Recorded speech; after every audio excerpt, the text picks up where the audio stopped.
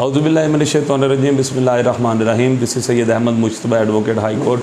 आज हम डिस्कस करेंगे कि जो भी हमारे न्यूली मेंबर्स जो हैं, जो लॉ करके हमारी इस लॉ के फील्ड में आते हैं, उनको किन किन बुनियादी चीज़ों का पता होना चाहिए, कौन कौन सी बुनियादी चीज़ें हैं जो उनको आते साथ सीखनी चाहिए ताकि उनके लिए आसानी पैदा हो और ये इस लॉ के फील्ड में आगे बढ़ सकें। अब मैं थोड़ा सा एक्सप्लेन करना चाहूँगा। जब भी हम अपनी कोई भी थ्योरेटिकल काम करने के बाद हम प्रैक्टिकल लाइफ में आते हैं तो थ्योरेटिकल और प्रैक्टिकल में ज़मीन आसमान का फ़र्क होता है। जैसा कि जब हम किसी भी जगह पे हम चीज़ों को देखते हैं और थ्योरेटिकल हम पढ़ते हैं उन चीज़ों को, लेकिन जब हम उन्हें आम अपनी रूटीन में आगे इम्प्लीमेंट करने की कोशिश करते हैं तो हमारी जो प्रैक्टिकल लाइफ है उसमें और उनकी जो हमने पढ़ा होता है वो उसकी इम्प्लीमेंटेशन जो है वो कदरें डिफरेंट होती है। जब भी कोई वकील हमारे भाईजान, हमारी बहन जो है वो लॉ करने के बाद इस फील्ड में आती है तो सबसे पहले आने से पहले वो सबसे पहले ऑफ़िस का चॉइस करती है कि मैंने किस ऑफ़िस को ज्वाइन करना और कौन से सीनियर को ज्वाइन करना है। अब इसमें मेरी जो सबसे बड़ी राय ये है कि हमेशा वो सीनियर ज्वाइन करें जिसके साथ आपका ताल्लुक़ अच्छा हो, जिसके साथ आपके बड़ों का ताल्लुक़ अच्छा हो और आपको इस बात का पता हो कि इस बंदे के पास मैं महफूज भी रहूँगा और दूसरा ये कि ये मुझे बिला वजह मुझे स्पॉइल नहीं करेगा और मेरी जो है मेरे लिए कंस्ट्रक्टिव पर्सनैलिटी का काम अदा करेगा, ना कि डिस्ट्रक्टिव पार्ट प्ले करेगा। और उसके बाद जब आप उस ऑफ़िस को ज्वाइन कर लेते हैं तो आप कोशिश ये करें कि कोई ऐसा चैम्बर ज्वाइन ना करें जो कि हर किस्म के लिहाज से पॉलिटिकल चैम्बर हो। दूसरी बात, कोई ऐसा चैम्बर ज्वाइन ना करें जहाँ पे लोगों की तादाद ज़्यादा हो, क्योंकि हमारे डेली बेसिस पे जो है वो 15 से हमारे जो छोटे मतलब लेवल के जो वकला हजरात हैं उनके 8 से 10 या 15 केसेस लगे होते हैं, लेकिन जो बड़े चैम्बर्स हैं जिनमें तादाद ज़्यादा है वकला की, उधर तकरीबन डेली बेसिस के 30 से 40 केसेस होते हैं और उन 30-40 केसेस को कवर करने के लिए बाकायदा उनकी जो टीम है ऑलरेडी मौजूद होती है। तो ये जो प्रोसीजर होता है ये चलता रहता है। आप लोग एक कॉर्नर में बैठ के आप निगलेक्ट होते हैं। कोशिश ये करें जिनके पास कम से कम जो हैं वो जूनियर्स हों उनको ज्वाइन करें। इसके बाद हम आ जाते हैं कि जब आप ज्वाइनिंग दे लेते हैं और आप अपने सीनियर के पास जाना शुरू कर देते हैं तो आपका सबसे पहला बेसिक काम क्या है।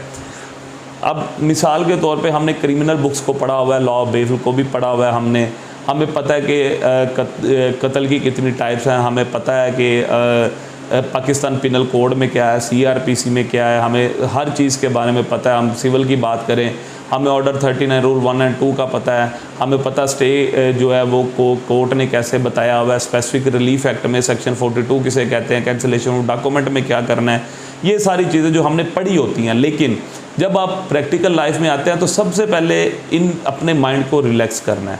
रिलैक्स करने के बाद आपने डेली बेसिस पे अपने जो भी सीनियर है उनकी डायरी देखनी है।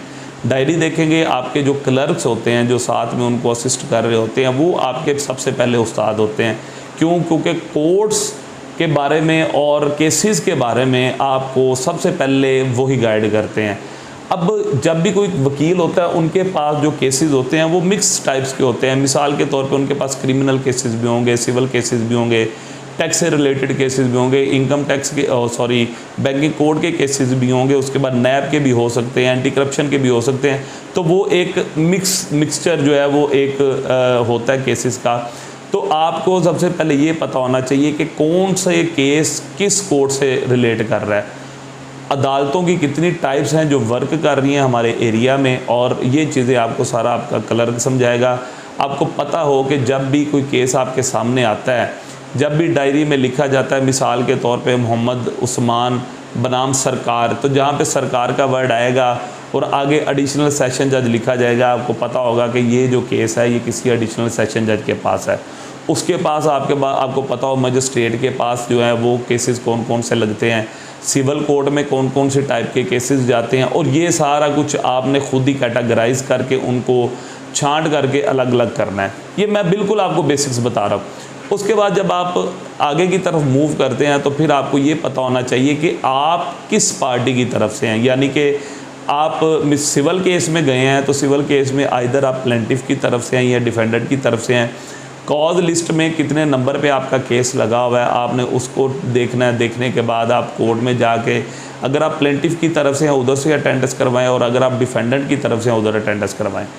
उससे आगे जब भी आप किसी कोर्ट में अपीयर हों या आप अपने सीनियर की बिहाफ पे गए हैं तो आपको केस के बारे में माइनर सा पता हो।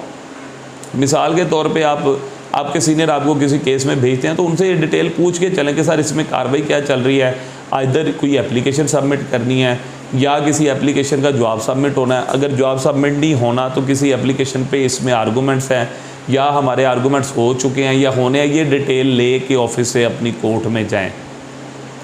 फिर जब आप जज साहब के सामने जाएंगे, जज अगर आपसे उसके रिलेटेड कोई क्वेश्चन करता है तो आपको उसका जवाब पता होना चाहिए, तो आप इजीली उनको जो है वो बता सकते हैं। फिर नेवर बी शार्प, कभी भी ख़ुद को तेज़ मत समझें, क्योंकि आपने ये जुमला सुना होगा कि practice main a man perfect. तो जो वकला का जो प्रोफेशन है उसमें वो सारी ज़िंदगी ही प्रैक्टिस करते हैं। और ये जो हमारा लॉ है ये प्रोसीजरल लॉ है, ये कोई ऐसी बात नहीं है कि आप रात को CRPC पढ़ के सोते हैं और सुबह आपको हर चीज़ आ जाती है, या PPC पढ़ के सोते हैं सुबह आपको हर चीज़ आ जाती है।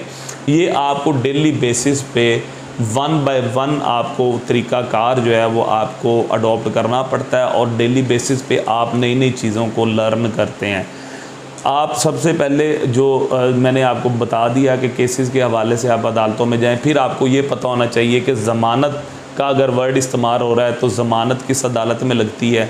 अगर आपके सामने इस्तेमाल हो रहा है कि जी ये हमने सिविल दावा किया हुआ है, ये किस अदालत में लगेगा, आपको ये पता होना चाहिए 22 AB की पटिशन है, ये किस अदालत में। सिर्फ पहले जो 1 महीना है अपने माइंड को बिल्कुल रिलैक्स करके इन केसेस को कैटेगराइज करना, कौन से केस कौन सी अदालतों में लगते हैं इनको कैटेगराइज करना, ये कॉज लिस्ट को कैसे पढ़ते हैं, ऑर्डर शीट कैसे कहते हैं जो मतलब चलती है, उस ऑर्डर शीट को कैसे पढ़ना है, ये सारी चीज़ें करने के बाद फिर आप फर्दर मूव करते हैं केसेस की तरफ कि 1 बाय 1 अब हम ये देखें कि दरख्वास्त ज़मानत कैसे लिखी जाती है।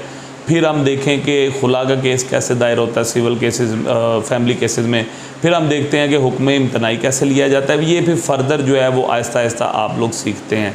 इसके बाद अपने डेली का एक आप अपना जो है शेड्यूल वो ये बनाएं कि जब भी आप घर जाने लगें तो घर जाने से पहले जो आने वाले दिन की पेशी है, यानी कि आने वाले दिन के जो केसेस हैं वो बैठ के ख़ुद पढ़ें।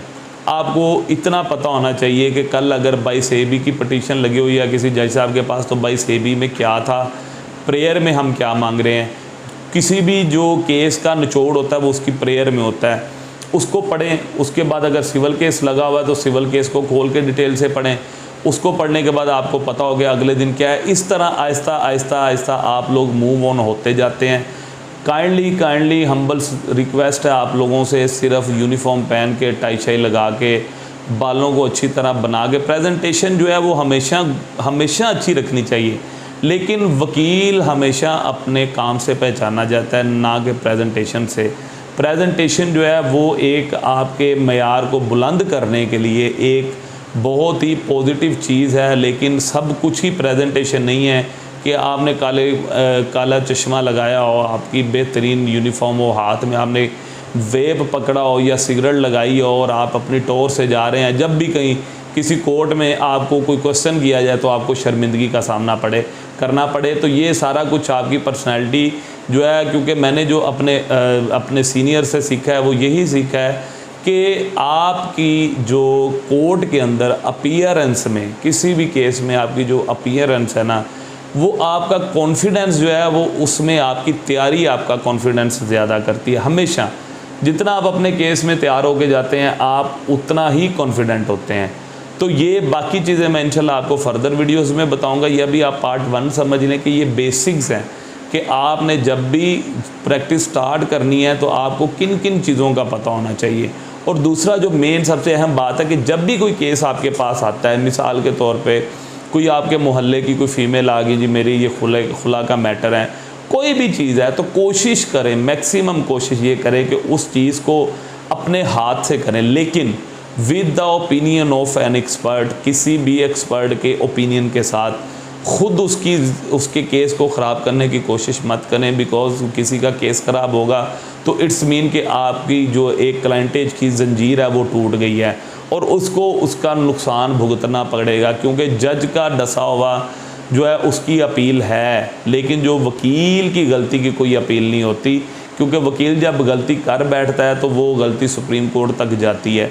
कोशिश करें कि केस खुद पकड़ें, पकड़ने के बाद उसको खुद स्टडी करें, स्टडी करने के बाद उसको खुद तैयार करने की कोशिश करें, और तैयार करने के बाद अपने किसी सीनियर से और एक्सपर्ट से कंसल्ट करें, और जब आप पूरी फ़ाइल तैयार कर लें उस फाइल को फिर दोबारा रिकन्सिडरेशन के लिए अब अपने सीनियर को दें कि सर ये मैंने केस तैयार किया, कर ली, इसमें देख लें कोई गलती तो नहीं है।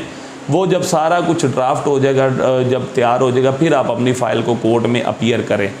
इसके बाद एक गोल्डन रूल मैं देना चाह रहा हूँ, गोल्डन असूल मैं देना चाह रहा हूँ, और ये असूल ज़िंदगी में जो आप है वो आपके लिए बहुत काम आएगा। मिसाल के तौर पे कोई एक माइनर सा केस है आपके पास और आप चाहते हैं कि मुझे पता चले कि इसका प्रोसीजर कैसे चलेगा, तो आप जिस अदालत में आपका केस गया आप उसी अदालत में कोई और same as it is case निकालें, उसकी ऑर्डर शीट को स्टडी करें, आपको पता चल जाएगा कि इस केस में होना क्या है। यानी कि मिसाल के तौर पे आपने केस फाइल कर दिया, उसमें नोटिस निकल गया, अब आप परेशान है कि नोटिस के बाद क्या होगा। आप सेम सिमिलर फाइल पकड़ें उस ऑर्डर केस की जो किसी और नाम से केस चल रहा होगा अदालत में, उसकी ऑर्डर शीट को पकड़ें और सारा उसको डिटेल से रीड करें। आपको पता चल जाएगा कि इसमें पहले नोटिस हुए, नोटिस के बाद पार्टीज अपीयर हुई, पार्टीज अपीयर होने के बाद रिटर्न रिप्लाई आया, उनका रिटर्न स्टेटमेंट के बाद जो है वो ऑर्डर 39 रूल 1 एंड 2 पे आर्गूमेंट्स हुए। उसके बाद एविडेंस फाइल जो है वो आगे चलेगी दूसरी हमारी ट्रायल कोर्ट में। ट्रायल कोर्ट में जाने के बाद जो है वहाँ पे एविडेंसेस रिकॉर्ड हुए, कैसे कैसे एविडेंस रिकॉर्ड होते ये सारा जो है एक जो फाइल जो है वो फैसले तक पहुँची होती है, वो फाइल आपको सब कुछ बता देती है। और ये वो रूल है, ये वो गोल्डन रूल है जो आप सीखते हैं और आपको ज़रूरत नहीं पड़ती कि आप किसी भी सीनियर से कंसल्ट करना चाहिए, सीनियर ही आपको सब कुछ बताते हैं, क्योंकि वो एक्सपीरियंस्ड लोग होते हैं, उनकी ज़िंदगियां जो इन कामों में गुजरी होती हैं। लेकिन आपको वो फ़ाइल भी बहुत ज़्यादा असिस्ट कर जाती है कि आपको जब प्रोसीजर का पता चल जाता है तो आपके अपने केस को बड़े अच्छे तरीके से वो चला सकते हैं। तो इसी तरह हमारी वीडियोस देखते रहिएगा। इंशाल्लाह पार्ट 2 में मैं आपको मज़ीद केसेस के बारे में और हमारा जो हाई कोर्ट का एक्सपीरियंस है, अभी तो मैं लोअर कोर्ट की बात कर रहा था, लोअर कोर्ट को थोड़ा सा एक्सप्लेन करके फिर हाई कोर्ट की एक्सपीरियंस के बारे में डिटेल से डिस्कस करेंगे। और अपने जो आने वाले जो फ्रेश ग्रेजुएट्स हैं, लॉ ग्रेजुएट्स, उनको हम वेलकम करके उनको हम आहिस्ता आहिस्ता इन चीज़ों के बारे में बताएंगे, ताकि उनको कोई भी मुश्किल परेशानी आती है तो हमारी वीडियो से उसका हल निकाल सकते हैं। तो हमारा चैनल सब्सक्राइब भी करें, उसको फर्दर जो है आगे शेयर भी करें, और शेयर करने के बाद हमारे चैनल को लाइक भी करें, और इसी तरह हमारे चैनल को देखते रहिएगा। Thank you so much.